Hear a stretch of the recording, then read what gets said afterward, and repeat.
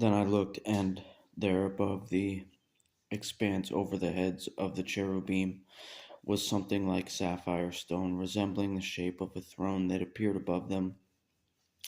The Lord spoke to the man clothed in linen and said, "Go inside the wheel work beneath the cherubim.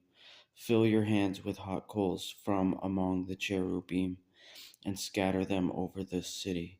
So he went in as I watched. Now the cherubim were standing to the south of the temple when the man went in, and the cloud filled the inner court. Then the glory of the Lord rose from above the cherubim to the threshold of the temple. The temple was filled with the cloud, and the court was filled with the brightness of the Lord's glory. The sound of the cherubim's wings could be heard as far as the outer court. It was like the voice of God Almighty when he speaks. After the Lord commanded the man clothed in linen, saying, "Take fire from inside the wheelwork, from among the cherubim." The man went in and stood beside a wheel.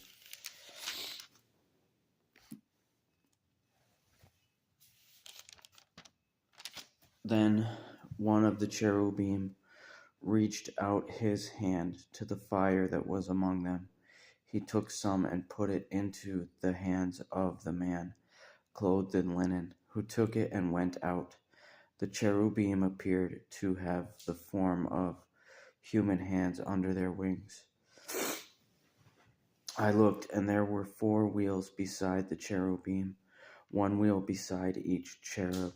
The luster of the wheels was like the gleam of beryl in appearance. All 4 had the same form, like a wheel within a wheel.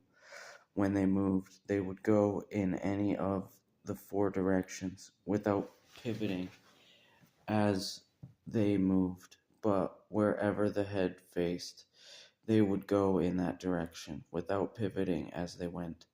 Their entire bodies, including their backs, hands, wings, and the wheels that the 4 of them had, were full of eyes all around. As I listened, the wheels were called the wheelwork.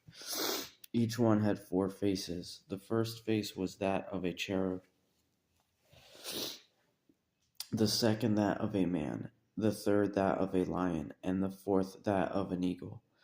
The cherubim ascended. These were the living creatures I had seen by the Chebar Canal. When the cherubim moved, the wheels moved beside them, and when they lifted their wings to rise from the earth, even then the wheels did not veer away from them.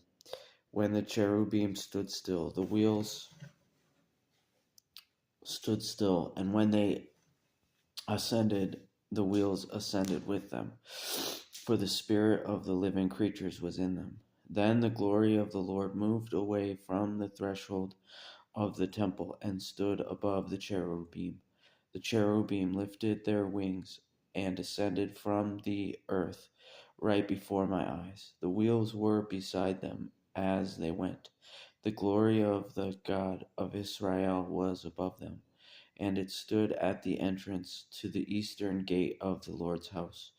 These were the living creatures I had seen beneath the God of Israel by the Chebar Canal, and I recognized that they were cherubim. Each had 4 faces, and each had 4 wings, with the form of human hands under their wings.